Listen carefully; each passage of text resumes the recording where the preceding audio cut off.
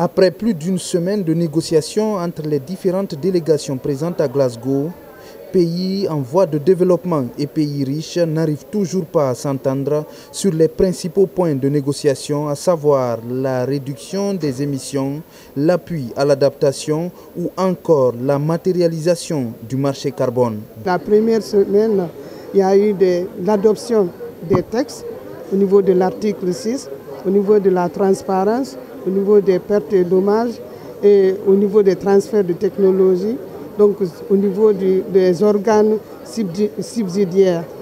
Donc suite à ces textes-là, mais il y a des points d'achoppement.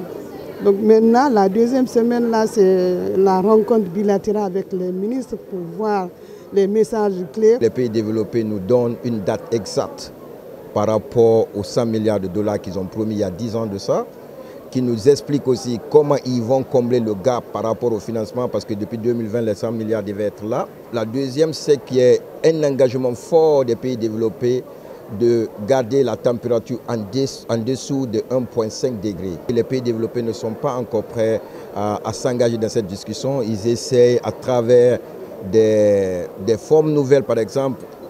Pendant cette COP, on parle de cover decision, des décisions qui couvrent toutes les autres décisions. Ils veulent en faire des décisions, des déclarations politiques, alors que nous, on veut des engagements techniques et bien ambitieux. Au même moment, les ministres francophones de l'environnement se réunissent pour plaider, voire exiger plus d'ouverture dans le financement et l'accompagnement institutionnel de leur pays. L'IFDD et l'OIF souhaitent vraiment accélérer encore plus cette facilitation à l'accès au financement et en le démultipliant. Nous avons déjà des partenariats avec le Fonds vert pour le climat et le Fonds d'adaptation.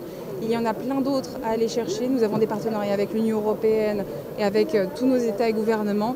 Maintenant, l'idée, c'est d'aller plus loin, notamment dans la perspective de la prochaine conférence climat qui aura lieu en Afrique l'an prochain. Et la réunion avait pour thème synergie d'action, innovation pour une action climatique plus visible en francophonie.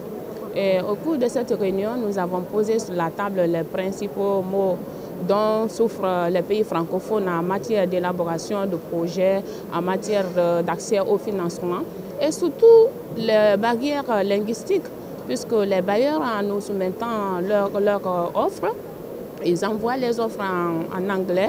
Pour encore présenter le projet, il faut le faire en anglais. Étant donné qu'au niveau de la Convention des Nations Unies, il y a plus de 6 langues, y compris le français. Ainsi, le ton est donné pour favoriser une meilleure orientation des fonds en faveur des pays à faible capacité d'adaptation, souvent victimes des conséquences du changement climatique dont ils ne sont pas auteurs.